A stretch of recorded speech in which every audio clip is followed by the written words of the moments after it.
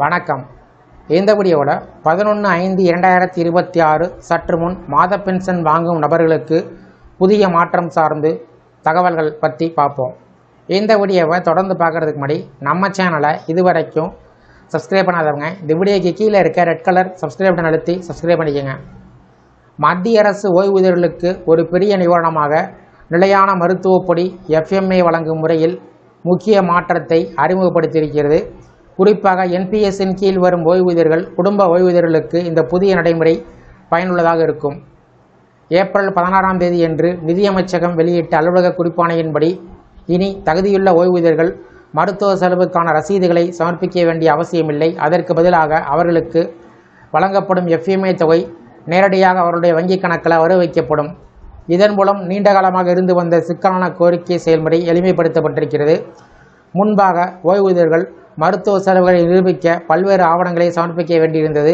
இப்போது அந்த சுமை முழுவதும் நீக்கப்பட்டிருக்கிறது.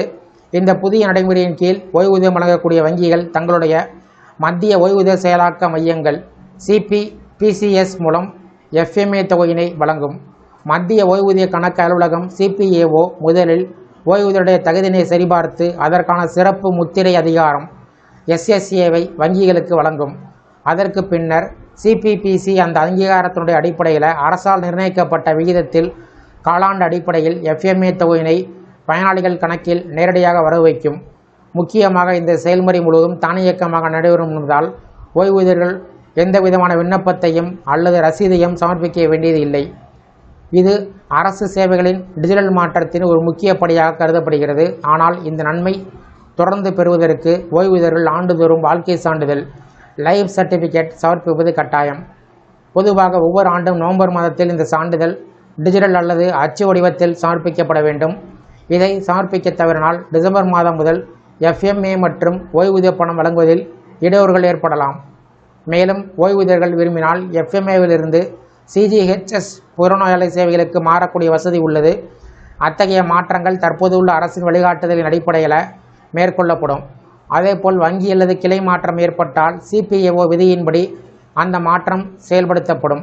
மேலும் ஓய்வூதியருடைய மரணத்திற்கு பின்பு அந்த நன்மைகள் குடும்ப ஓய்வூதியர்களுக்கு தொடரும் வகையில் விதிகள் அமைக்கப்பட்டிருக்கிறது.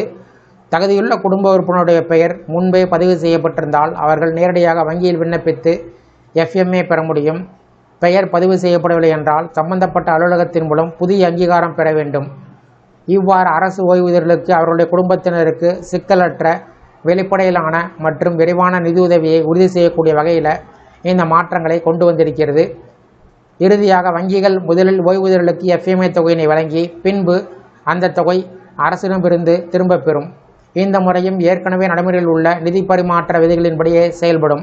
இந்த புதிய நடைமுறை ஓய்வூதியருடைய வாழ்க்கையினை எளிதாக்கும் ஒரு முக்கிய முன்னேற்றமாக பார்க்கப்படுகிறது. இந்த வீடியோ குறித்த உங்களுடைய கருத்துக்களை கமெண்ட் செக்ஷனில் பதிவிடுங்க. இந்த வீடியோ பிடிச்சிருந்தால் வீடியோக்கு ஒரு லைக் பண்ணுங்கள். இந்த வீடியோவை அனைவருக்கும் ஷேர் பண்ணுங்கள். நன்றி.